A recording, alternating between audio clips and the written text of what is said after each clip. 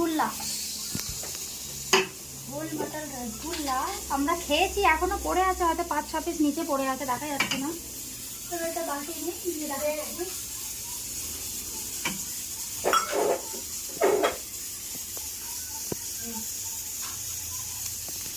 মাথা তো এই যে হচ্ছে গোল মটর রসগোল্লা। তো আমি এই যে রাখলাম, দেখে এটাকে আমি জবরদস্ত চাপ দিয়ে কাটবো, কিন্তু কাটবে না, আবার যেরকমকে সেরকম হয়ে যাচ্ছে। ভালো করে দেখো, এই যে আমি প্রেস করছি, বলে যে স্পঞ্জি রসগোল্লা নাকি, কিসের স্পঞ্জি, মনে হচ্ছে প্লাস্টিকের। বাবা এত জোর দিতে হয় একটা রসগোল্লা কাটার জন্য?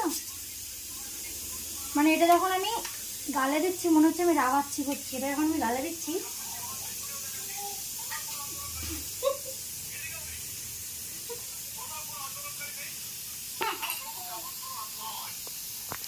টেস্টটা মোটামুটি ঠিক আছে, কিন্তু এটা কাটতে গেলে কোদালের দরকার হবে, এটা মানে কাটতে গেলে। তো সেটা আমি চামচ দিয়ে পাচ্ছি না, আমার বাড়ির কোদালও নেই।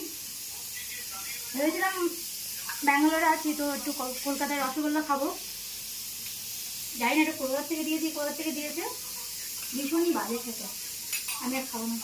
আর এদিকে রান্না হচ্ছে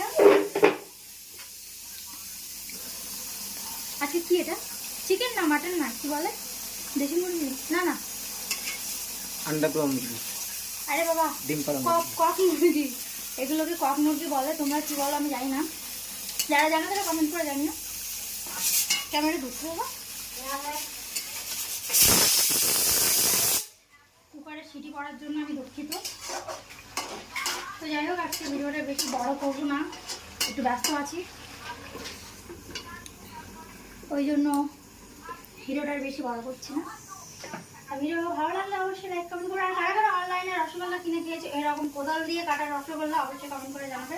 আর আমি তো আর কোনোদিনও কোদাল দিয়ে কাটা রসগোল্লা আর কিনে খাবো না। তো চলো বাই, আর ভালো লাগলে অবশ্যই একটা লাইক কমেন্ট আর সাবস্ক্রাইব করে দেবেন কমেন্ট।